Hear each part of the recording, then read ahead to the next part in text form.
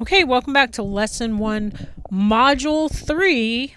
Healthy food starts with healthy food, green manure, or cover crops, or growing compost. So, you're going to get more into this.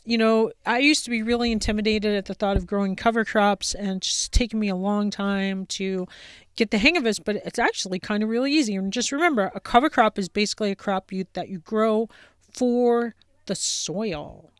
So, the first year that Mike built his little mini farm, he grew a lot of wheat as a cover crop to boost the soil. And you can kind of see that in those pictures there. And then when he harvested the wheat, and then I also this summer studied Anna Hess's cover crop book, Homegrown Humus Cover Crops in a No-Till Garden.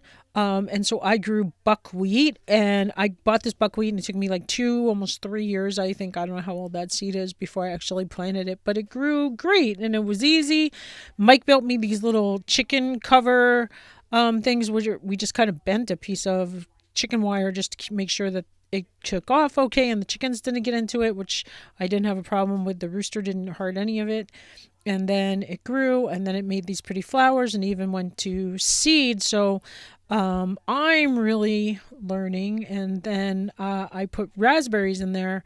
And so here's my chop and drop no-till experiment, where it was such a beautiful bed of buckwheat, although it was starting to fall over.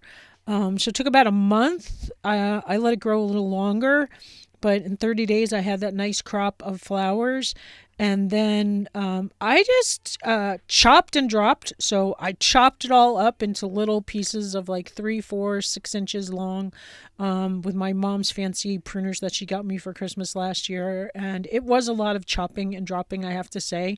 And then I just let it stay there. I did not till it in. I didn't turn that soil or break that soil web. And then I just dug up holes where I was going to put the raspberry canes that I got from my neighbor. She gave me some locally grown, and that's what I guess the raspberry plants are called, raspberry canes, and transplanted them in there. And that bed on the right is what it looks like. There's a half a dozen raspberry plants that are hopefully going to grow up, and we'll see how that looks next year. So really, cover crops are just crops that you grow for the soil. And so it was hard to cut those flowers.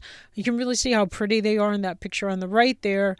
But I just kept repeating my mantra: I'm feeding the soil. I'm feeding the soil. I'm feeding the soil. And as long as I did that, I didn't feel so bad chopping up those flowers. And I did plant 2 beds of this. In the second bed, I did let go to seed, and we did collect some of that seed. So I think I would just plant it a little later in the year, try to plant it in September maybe, when it was just going to get killed naturally by the weather.